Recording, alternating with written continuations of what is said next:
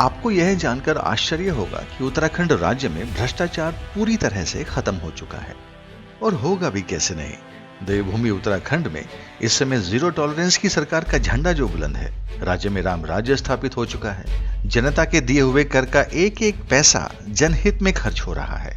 शासन प्रशासन में ऊपर से लेके निचले पायदान तक ईमानदारी है, खुशहाली है, जनता खुशहाल है। सरकारी संस्थान उच्च कोटि की सेवाएं दे रहे हैं, उत्कृष्टता के नए आयाम स्थापित कर रहे हैं, और ये आपको मानना पड़ेगा। अगर नहीं मानते तो मत मानिए। वैसे भी आपके न मानने से सरकार को कोई फर्क नहीं पड़ता, क्योंकि सरकार को पूरा बहुमत हासिल है और पूरे 5 साल चलेगी। आपको कुड़ना है तो कुड़ते रहिए, क्योंकि अंत में जनता के नसीब में यही लिखा है। राज्य में ईमानदारी के इतने उच्च मानदंड स्थापित हो चुके हैं कि सरकार को नहीं लगता कि लोकायुक्त जैसी संस्था को बहाल करना चाहिए। सरकार को लगता है कि लोकायुक्त जैसी संस्था की स्थापना राजकोष पर अनावश्यक वित्तीय भार बढ़ाएगी और यह फिजूल खर्ची होगी। शायद तभी सरकार ने 3 साल पूरे होने के बावजूद राज्य में लोकायुक्त या यूं कहें कि लोकपाल की स्थापना नहीं की।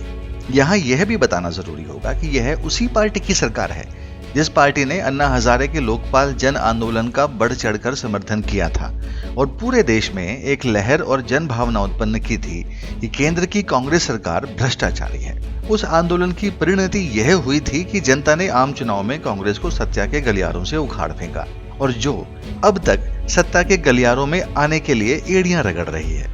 आइए अब उत्तराखंड के लोकायुक्त के इतिहास पर एक नजर डालते हैं। उत्तराखंड राज्य में वर्ष 2002 में लोकायुक्त की स्थापना हुई थी। जस्टिस SHA रजा पहले लोकायुक्त थे। वर्ष 2013 में खंडूरी सरकार पुराना लोकायुक्त अधिनियम समाप्त कर एक मजबूत लोकायुक्त बिल लाई थी, जिसके अधिकार क्षेत्र में नौकरशाही से लेकर विधायिका, कार्यपालिका, न्यायपालिका तक को सम्मिलित किया गया था। इसमें फास्ट ट्रैक कोर्ट बनाए जाने थे ताकि मामलों का निपटारा जल्दी हो। इसके बाद विधानसभा चुनाव हुए, कांग्रेस ने बाजी मारी, विजय बहुगुणा मुख्यमंत्री बने और लोकायुक्त संस्था की स्थापना का मामला खटाई में पड़ गया।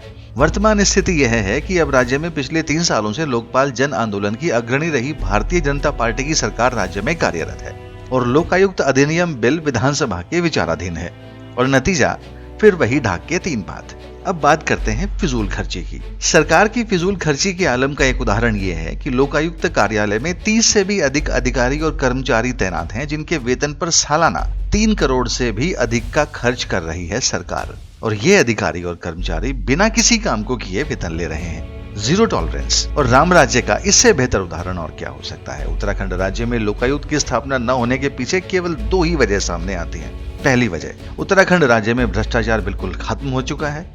दूसरी वजह, भ्रष्ट नौकरशाह और नेता लोकायुक्त जैसी संस्था चाहते ही नहीं।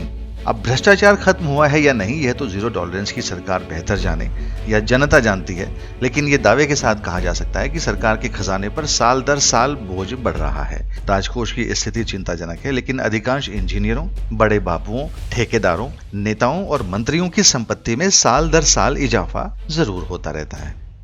जीरो टॉलरेंस के जुमले की सरकार में भ्रष्टाचार समाप्त हो गया है या यह सिर्फ एक जुमला है? एक जागरूक नागरिक की तरह हाँ या ना दोनों ही स्थितियों में वीडियो के नीचे कमेंट कीजिए और अपनी राय व्यक्त कीजिए, क्योंकि आपकी आवाज ही लोकतंत्र की ताकत है।